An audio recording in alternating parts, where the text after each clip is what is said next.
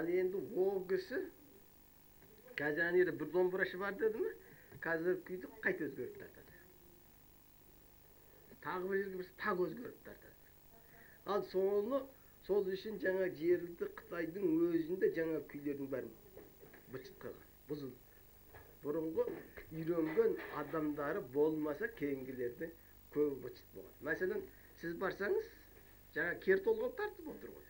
Кертолғаудың орнына басқа күй тартып. Аты кертолғауды. Оның кейін жаңа өзінің әкесі Қожекең естірт деген басқа қылып тартқан бір жерге. Сонда біріменен бірі келмейді. Ол кісі сондай қызғаншақ кісі болады. Көзіңіз көрді.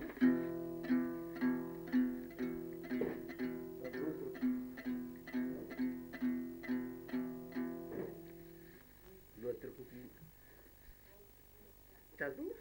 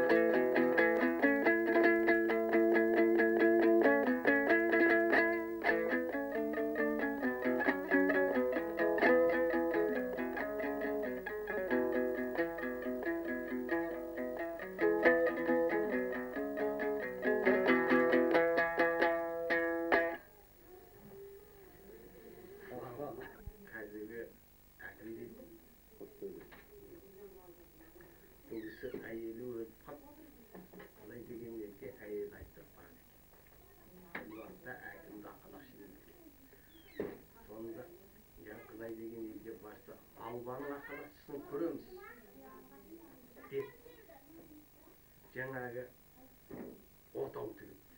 Отауға түсірсе сен сияқты жас қыздар әшіктер бар тігіледі. Сөйтсе бір шал есіне шығып, ой, албаның ақылатшысы күннің нұрынан жаратылған ба деді. Сонда жаңағы кісінің көңіліне кетіп жүрді. Сонда кетапқын жатып өліп қалды. Сонда арманға кеткен екен. Ассаламағалейкум. Сонда арман болды дейді.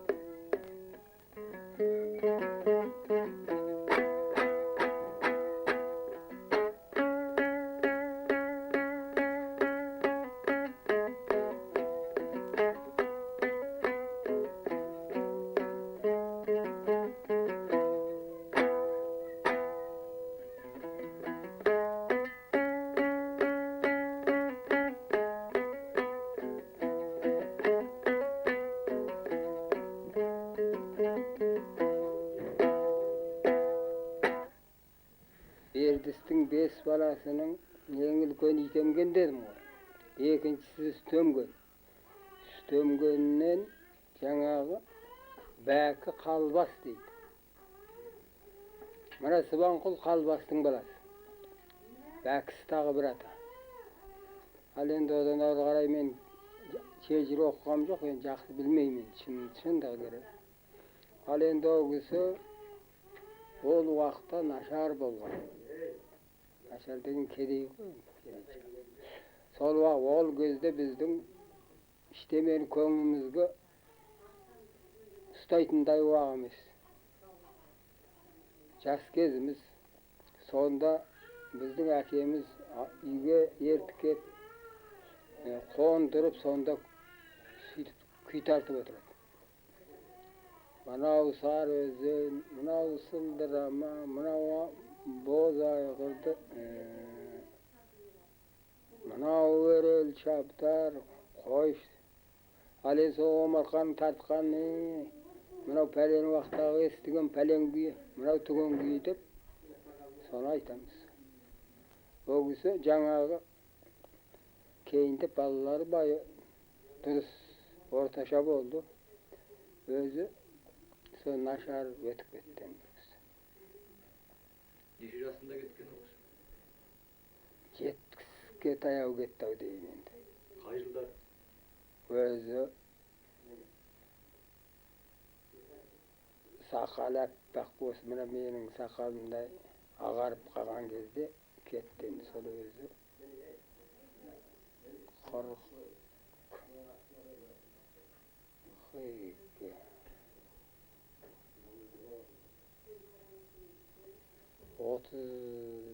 35-ші жыл осы жақтан ел барды ау. 33-ші жылдар осы жақтан ел барды ма? Соң 33 болса, 40-ші жылдарда қайтыс болды.